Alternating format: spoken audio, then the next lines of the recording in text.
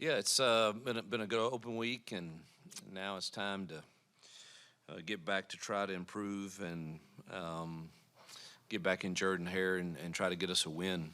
And um, our kids continue to practice hard, and the staff's working hard, and really proud of just them sticking to it. And obviously, in what's been a disappointing year, um, the the good ones, man, they fight, and really have been pleased for the most part with everyone in this building. And now we get another challenge at home um, against a much improved team. Coach Vincent's done a really nice job there in turning that program very, very fast. Outstanding running back. Is averaging over 100 yards a game, and they play extremely hard and got really good scheme. Played against them when they were the staff at UAB, and have respect for what they do and how they do it. So it's looking forward to being back in front of our home crowd. They continue to be very supportive, even in challenging times. So we have the best fans. So it's Veterans Day today, and our military appreciation game is this weekend, and it's always an honor for us to be able to honor them, to have the lives we have here in America due to the sacrifice of many men and women on our behalf. We certainly want to join with many others in telling them thank you, and this is a small way we can do it, but certainly excited about being able to honor them this week.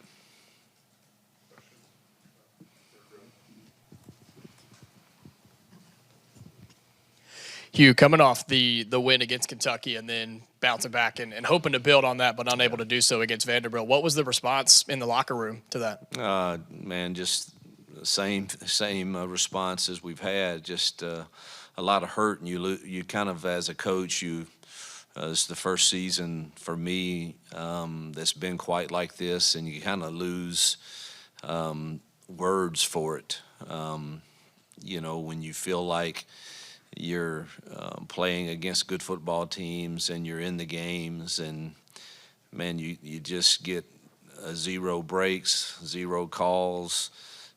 You make the wrong call at the wrong time, or you don't make the play, or then give them credit too. They made plays, and that 9-minute drive was a dagger. Now, I think 3 or 4 penalties on that drive were certainly. And then a couple no calls that I thought should have been called that would have won our favor. And you're looking at a different thing. Really, heck, the second half we had 2 possessions, other than the one on the 1-inch line, and then the 2-minute drills. I mean, and that's all you had. And so that 9-minute drive was vital for them, and we assisted them in that. And that's what I mean when you're in these close games against good football teams and the margin of error is so small, we just can't seem to get out of our own way sometimes. And again, that is something we've got to get corrected as a staff and as a team. Hugh, you'd mentioned on the teleconference, I think it was Tuesday or Wednesday last week, about looking at the situation at quarterback. Talk to me about where you're standing with that right now. Well, I mean, Peyton's played solid.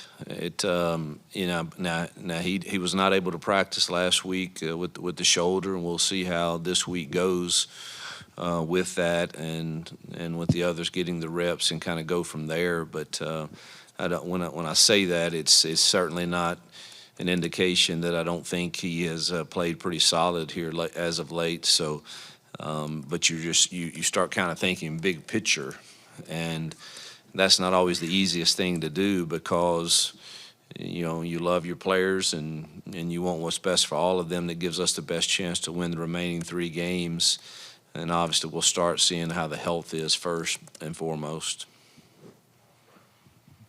Yes, you just more on the quarterbacks. Did that with Peyton out? Did you give Walker any more reps than usual? How did you sort of divide up the reps during practice? Yeah, the second open week, we actually got the 3s or the other guys quite a bit of reps. And in the 3 practices we had, And then we had a little scrimmage to close out it. Offense versus defense, other guys that don't typically get reps, and offense won that scrimmage on a pass play from Walker to one of the young receivers, and so it was good to see them get reps. We got to Holden and Hank quite a few also.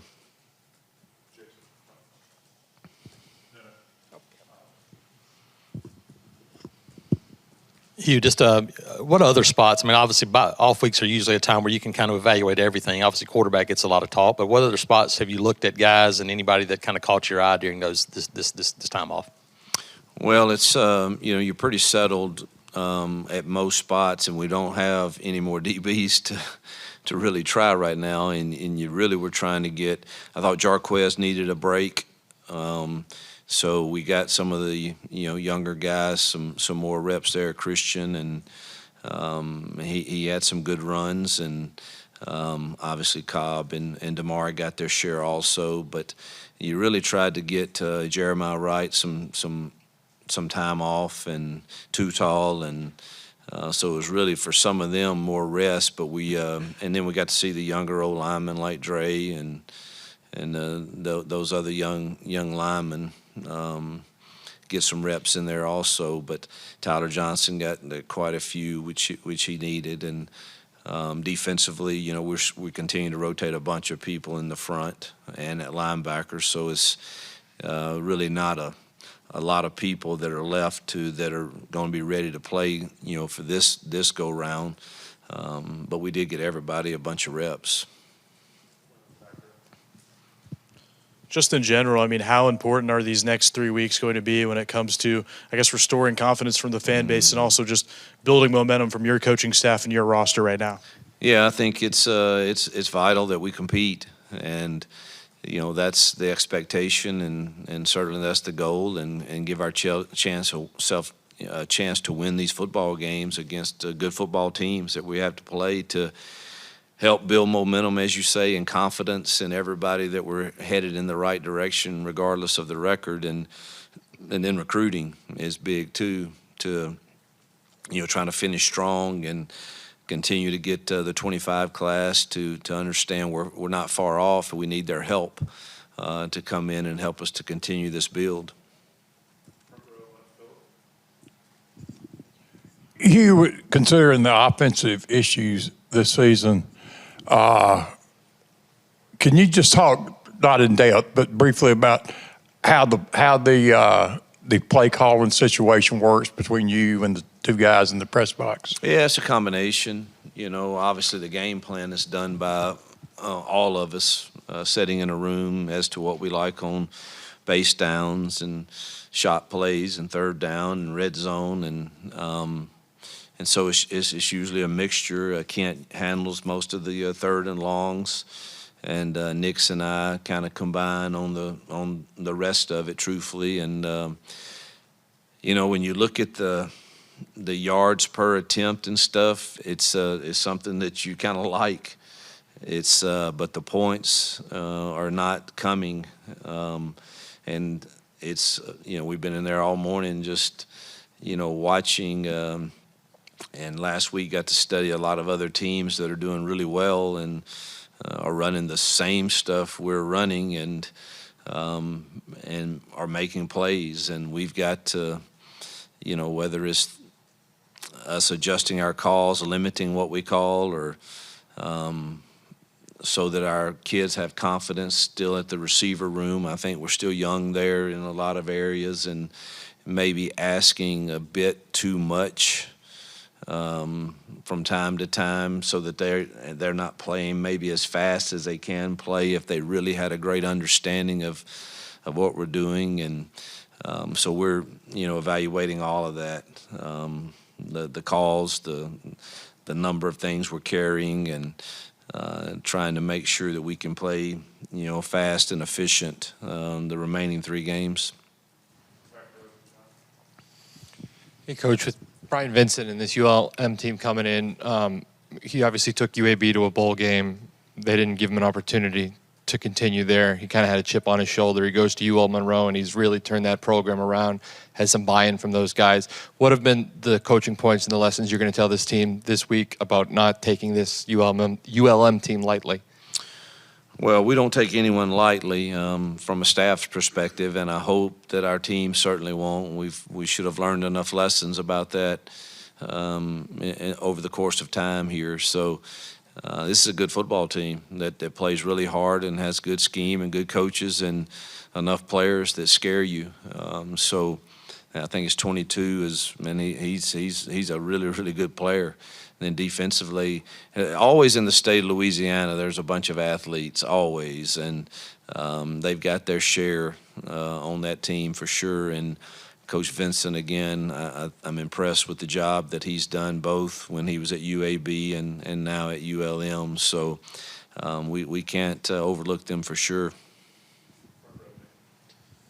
Hugh, we saw Alex not available again for this last game after making a return. How's he doing right now? I haven't gotten the report from today. I don't know if we let him off Saturday and Sunday, so but it was still a struggle as of last Friday, and he could not practice. So I'm not quite sure exactly where that stands as of this week right now.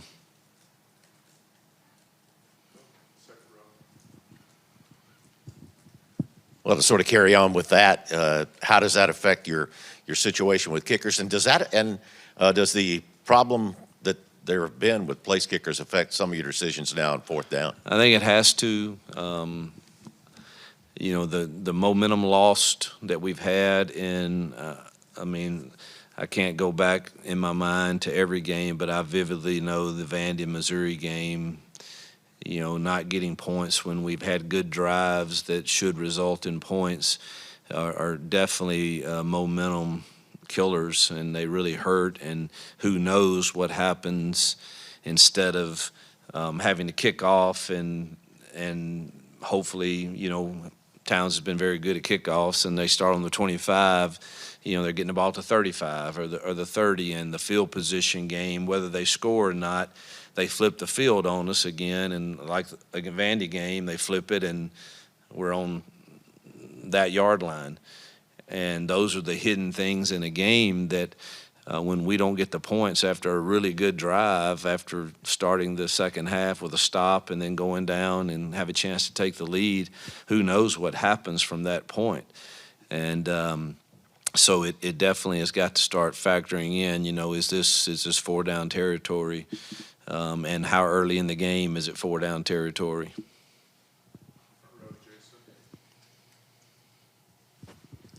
You just talked about field position. You guys have been backed up a bunch. How difficult does that obviously make it as a play caller? And then does that make it more important to try to find some of those explosive plays because 14, 15 play drives are hard to come by. Yeah, you're just not. All you're trying to do when you get it back there is, man, can we just get it out where we don't give them the ball in the plus 50? And that's not an easy task when you're backed up there. You worry about holding calls. If you're going to throw it, you worry about, what kind of run can we protect both edges to be sure we get it out. And it's just not an easy deal. And it certainly seems like we've had more than our share of the backed up opportunities. We've done okay some, and then some you haven't, and the field immediately gets flipped on you and usually results in points for the other team. So hopefully, we're through with our backed up experiences maybe, but some of it's been, us with a penalty on special teams. Others been, again, we miss a field goal and they get 2 first downs and they're able to hit their sky punts, and they've executed them very, very well against us, it seems. And, hopefully, though, we've had enough of those experiences that maybe they're through for the year. But it's no fun being a play caller at the 1 yard line. You mentioned kind of evaluating the big picture, that quarterback, and where you guys go from there. Are there any other positions where, you guys are maybe starting to give some more reps to some younger players where I guess there aren't already young players? No, I think we're already playing them all, that for the most part, all the young kids that haven't redshirted, they're all they're playing in some form or facet, whether special teams or significant snaps.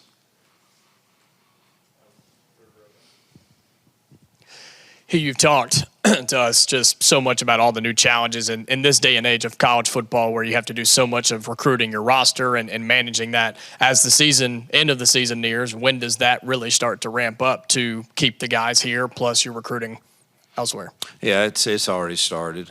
I mean, you're already actively having to, engage in conversations with recruiting your current roster, which is not much fun and not something that I know of any coach that's really for, but it is what it is. And so most of that is going through our personnel office and our Own to Victory team, and I'm thankful for them that I don't have to engage in most of those, because that would be that'd be very hard to do and difficult, because you want to have genuine, real relationships that are built on trust and communication, and that's more and more difficult to do if you're having to handle every single facet and aspect of today's game. So, I mean, obviously you're involved at some point. I'll have to be, but you're hoping that a lot of that can be handled by, our people that are involved in other areas outside of just the coaching.